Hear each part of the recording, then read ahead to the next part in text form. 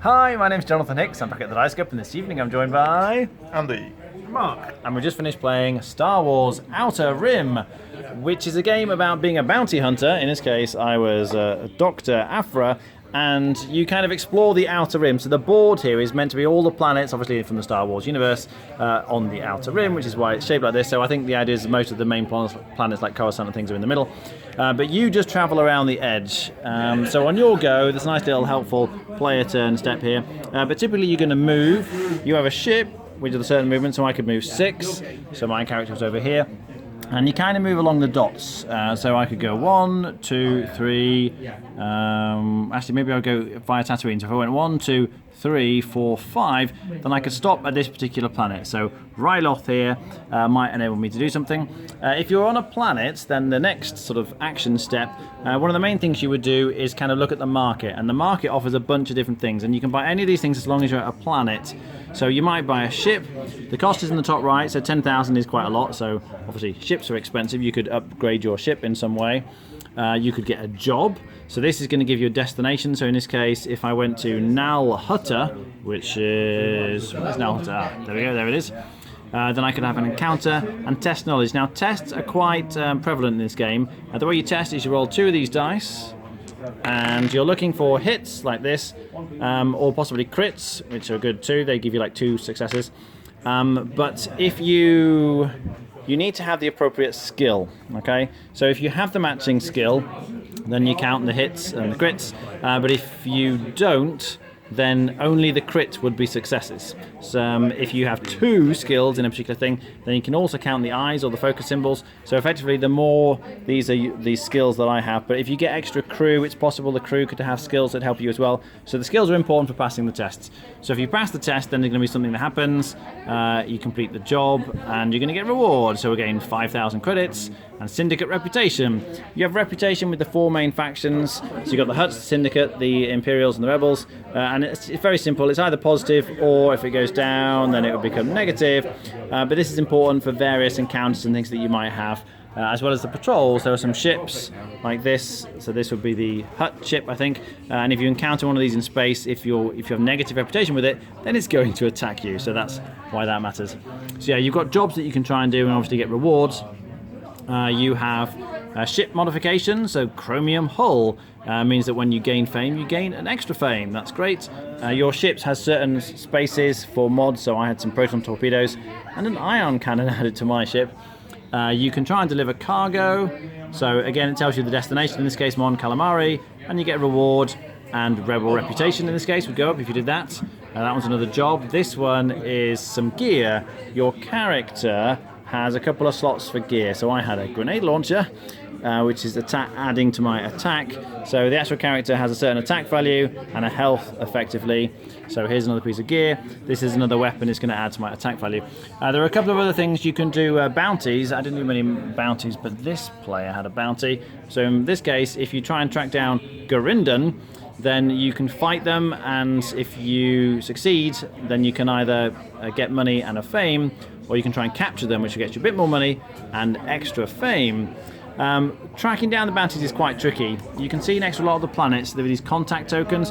Effectively, you have to visit the planet, flip over one of the contact tokens, and try and find the appropriate guy. So that's not the right guy, but just looking around the board, you can see there are quite a lot of these contact tokens. It does tell you the colour actually, so this guy is a white one, so perhaps if I was here I'd be trying to flip over the white one, and no, it's not him either. He's over there. Oh, there he is. You roll dice when attacking. So incidentally, if you were to have a ship-to-ship combat, fighting one of these patrols, or if it's like a bounty, you can have a ground combat, you're using the stats. So this would be the number of dice you roll, your attack value. So Garindan here will be rolling 3 dice. And again, you're just looking for hits, or crits would count as 2. If it's a ship combat, you're looking at your ship stats. So my ship rolls 5 dice when attacking. That's the health. So it's very straightforward. You just roll the dice, and the more hits you get, the better you're going to do. And that, highest number of hits wins. But yes, if you can achieve this, then you're going to get, as I say, fame potentially. And that really is what all the game is about. You're running around doing jobs, getting gear, collecting bounties in order to try and get as much fame as you can. This is the fame track, and it's just the first player to get to 10 fame wins the game. There's a bit more to it, but essentially you run around trying to do all these things.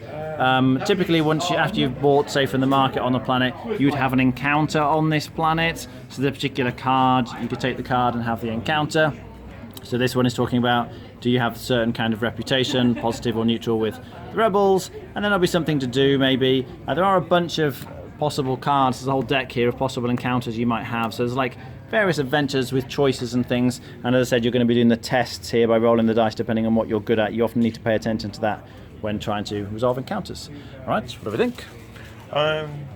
Yeah, it's quite thematic, as you'd probably expect, being an FFG game with a well-known license attached to it. Yeah, I quite liked it. I think I need to play it again because early on it seemed to have quite bad downtime, but as the game progressed, I felt the downtime had diminished significantly as we knew what we're sort of doing, and because some of the downtime relates around the market, because you may want to you may be eyeing up a card, but another player cycles it. So sorry, just to explain that, when you buy from the market, before you buy one of these cards, if you want to, you can decide to put this card to the bottom of the deck and reveal the next card. So it gives you a bit more choice if you don't like what's out there. Yeah, it's sort of, in a 4-player game, it can add a bit of randomness, because you can be wanting a card and one player just arbitrarily goes, well, let's get rid of that, I don't want that card anymore. Even if they're not even going to buy from that stack, they might want to cycle it because they think another player may want it. I did this early on with a card that let you buy one of the ships as a second-hand, from a second-hand dealer. So I thought, no, I don't want that, because I was trying to get the Falcon, so I didn't want anybody to buy it cheap. I could sort of say, mechanically I quite like it. It's from the rule book, it seemed a lot sort of rules heavier than it actually is. It sort of flows quite well. The first part of it, you either move, get some money, or recover damage. Then you do as many actions as you wish. Then you do like encounters, so you encounter a token or a location or a job. It's sort of say it does feel like, I think once you play it a couple times, it'll move quite well. But sort of saying that first game downtime is quite large.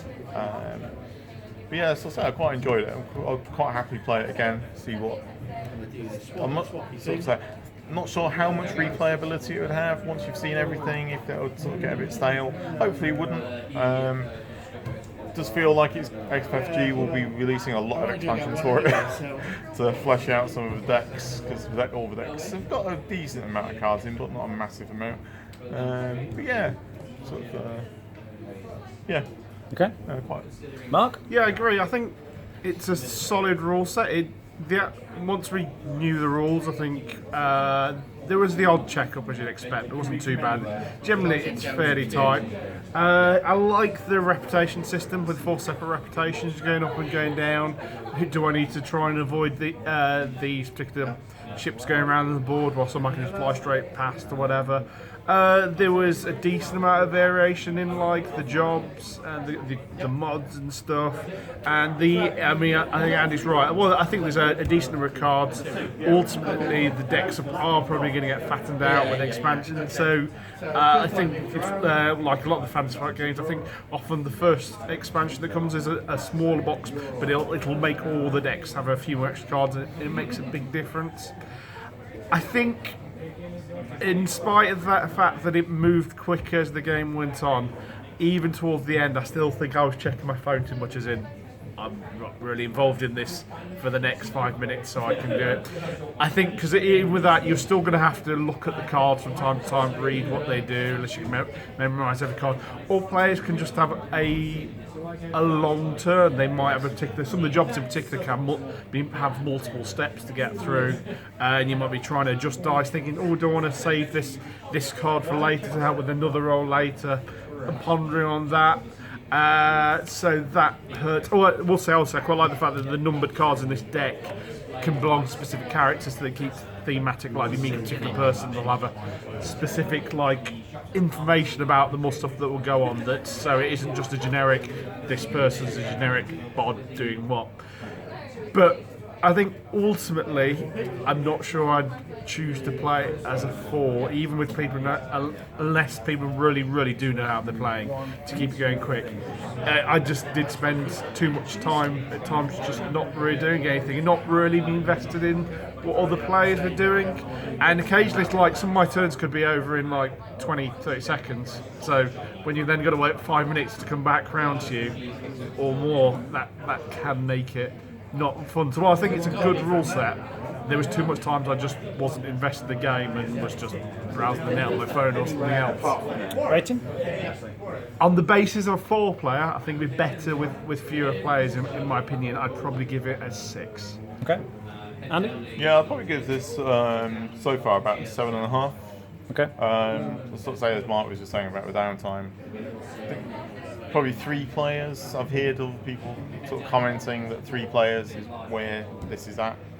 But I would play it. I would sort of happily play it again as a 4-player just to see how it played out. But yeah, I think 3 players will reduce some of the randomness for the deck cycling. Yeah, I like it. It's very thematically strong. You definitely feel like you're a bounty hunter or whatever, roaming around the Outer Rim, completing jobs, trying to deliver cargo, trying to find extra crew members. So it gives you that Star Wars feel. It does a great job of that. There are a few issues, though, as the guys have said. The downtime for 4 players, for me, is just too much. I would think this game would play very well with 2 players. It's one of those where you're just doing your own thing. It doesn't really matter for the most part what other people are doing. The problem is that they can mess with your plans. It's very hard to pre-plan in the game because you might look at the market and go, oh yes, on my turn I'll buy that bit of equipment, but then somebody cycles it before it gets to you and you just can't do what you've got to plan. So you've got to plan again when it gets to your turn, which just slows the whole thing down. With 2 players, I think that would be okay because there's only one other potential player who could mess with you and your turns are coming around much faster, twice as fast in a 4-player game. So with 2, I think this would be good. But with 4, there's just too much downtime. The variability with the cards, at the moment, as they said, it's not really there. One expansion, as Mark says, would sort that out. So I think that's a temporary issue. So as it stands, I think it'll be on a 6.5. Playing this with 2 players, maybe with an expansion thrown in, I'd definitely put it up to 7.5. I enjoyed playing the game. The theme's great, just a bit too slow as it stands. All right, thanks very much for watching. That was Star Wars Outer Rim.